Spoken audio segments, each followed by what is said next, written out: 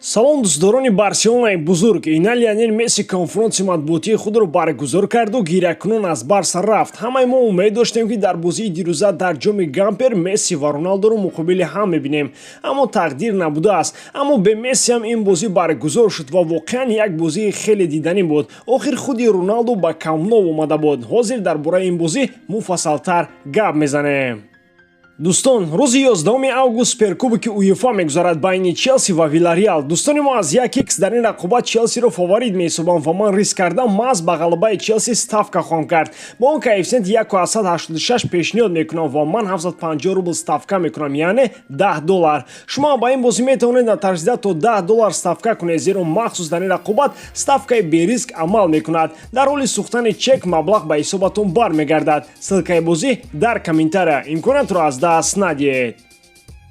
Роналд Куман бар муқобили Ювентус чунин ҳаятро гузошта буд ва шояд ин ҳаяти асосӣ барои бозиҳои мавсимӣ бошад, агарчи инҷо Каутино, Агюэро, Педри, Де Йонг ва Дембеле ҳанӯз ҳастанд. Агарчи Агюэро баъди рафтани Месси хостори тарки клуб кардааст, не то дар дарвоза Дес, Пике, Араухо ва Алба чоргонаи хатти дифоъро ташкил карданд. Дес ва Алба бештар дар ҳуҷум бозӣ карданд ва як нав гуфтан мумкин буд ки Барса бо ду муҳофизатгари марказӣ бозӣ кард. Дар минтақаи такагоҳи Бускес ва Сержи Роберто ва навкори даста ки Куман ӯро аз мори ба арзандатар медонад, Демир бозӣ карданд. Сегонаи хатти ҳуҷум бошад аз Гризман, Брейтвейт ва Депай иборат буд. Барселона аллакай дар дақиқаи сеюми бозӣ ҳисобро кушод. Аз як ҳолати хуби голзанӣ Мемфис Депай истифода бурда тӯбро вориди дарвозаи Шесни кард. Баъди голи задаи Депай гӯё Ювентус ба худ омада бошад ки пай ҳам дарвозаи Барсаро бомбаборон кард. Роналдо, Квадрадо ва Марата нагузоштанд ки нето нафаси озод кашад. Аммо ин ҳама зарбо агарчи сахт буданд, вале ҳамаи онҳоро нето гардонид.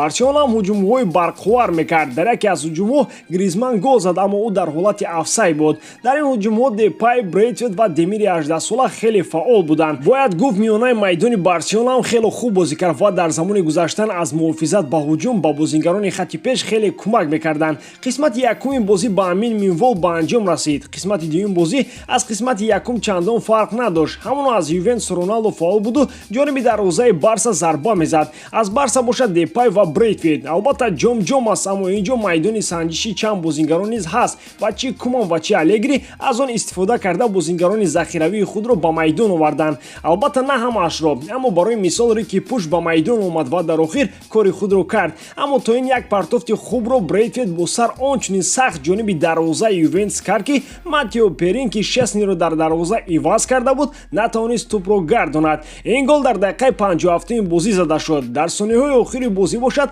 чунончи гуфтем Рики Пуш дар қисмати дуюм ба майдон омада голи сеюми Барсаро вориди дарвозаи Ювентус кард.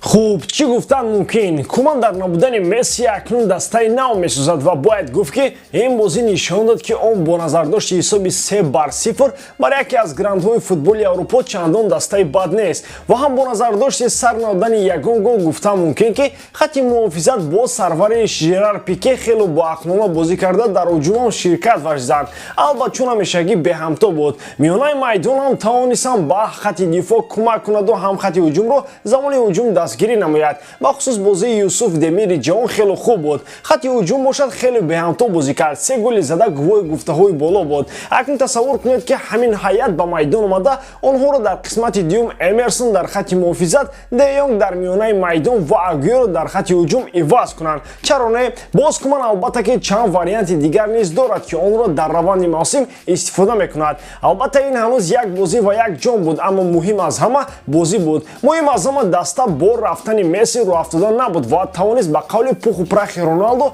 ва компанияшро барорад. Роналдо бошад тамоми қаҳру ғазаби бохти имрӯзаро дар сари роҳбарияти Ювентус рехт. Ана ҳамин хел гапу хабар баъди ҷоми Гампер. Андешаи худро нависед ки Барселонаро бе Месси чӣ гуна дидед ва дидан мехоҳед? Кадоме аз ин бозингарон ба шумо маъқул шуд? Оё бо ҳамин ҳаят Барса метавонад ба чизе умед бандад? Хулас, худатон хуб медонед ки чӣ нависед. Фақат дар миёни ин навиштанҳо мондани як лайкро фаромӯш накунед. ва ҳамчунин дар ҳама ҳолат Барселонаро дӯст доред ва канали Барсатиҷиро дастгирӣ кунед. Дастгирии шумо, пешравии мо. Бо шумо буд Муҳаммад Гаиров. Хай, дар паноҳи Аллоҳ.